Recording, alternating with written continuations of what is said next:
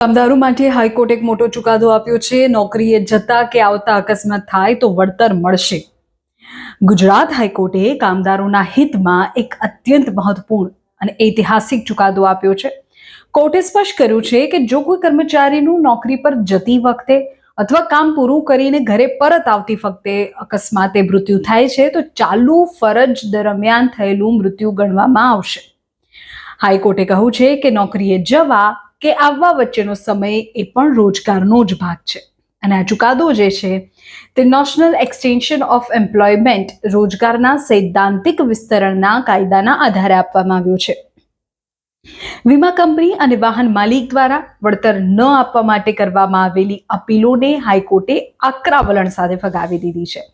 હવે આ જે ચુકાદો આપ્યો છે તે કયા કેસને ધ્યાનમાં રાખીને આપવામાં આવ્યો છે કે જેની અસર બધાને થાય છે।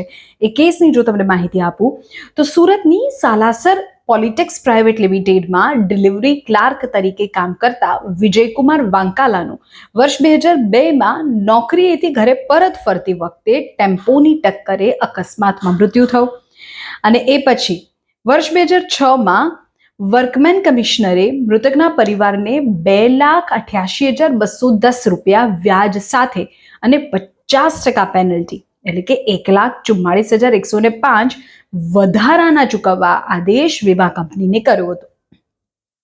આમાં કોર્ટે એવું અવલોકન કર્યું, જસ્ટિસ જેસી દોશીએ આ કેસમાં મહત્વપૂર્ણ અવલોકન કરતા જણાવ્યું કે મૃતકના વારસદારો કર્મચારી વળતર અધિનિયમ હેઠળ યોગ્ય વળતર મેળવવા હકદાર છે। નોકરીના સ્થળે પહોંચતા પહેલા કે પરત ફરતી વખતે થતો અકસ્માત એ ઓન ડ્યુટી ગણાશે। આવા કિસ્સામાં નેશનલ એક્સટેન્શન ઓફ એમ્પ્લોયમેન્ટની જોગવાઈ લાગુ પડશે। વીમા કંપની કે માલિક વળતરની જવાબદારીમાંથી છટકી ન શકે। મૃતકના આશ્રિતોને યોગ્ય અને પૂરતું વળતર મેળવવાનો કાયદેસરનો હક છે। આ ચુકાદાથી રાજ્યના લાખો ખાનગી અને સરકારી કર્મચારીઓને સુરક્ષાનું કવચ મળ્યું છે। અકસ્માતના કિસ્સામાં પરિવારને આર્થિક સહાય મેળવવામાં હવે સરળતા રહેશે।